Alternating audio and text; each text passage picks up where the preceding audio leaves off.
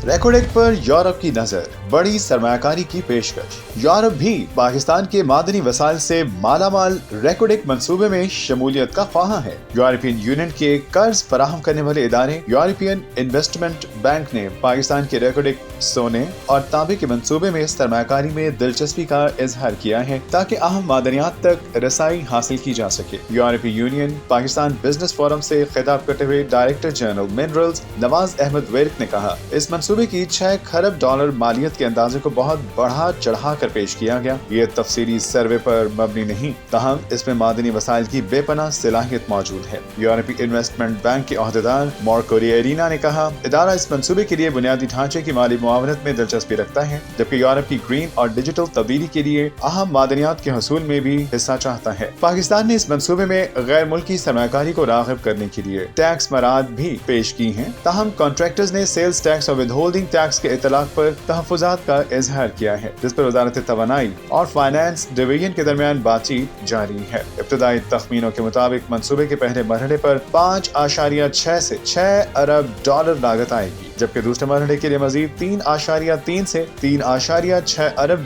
दरकार होंगे। मौजूदा मंसूबा बंदी के तहत पैदावार का आगाज 2028 के आखिर तक मुतवक्किल है, ताहम हालात के मुताबिक इस टाइम लाइन में तब्दीली भी मुमकिन है।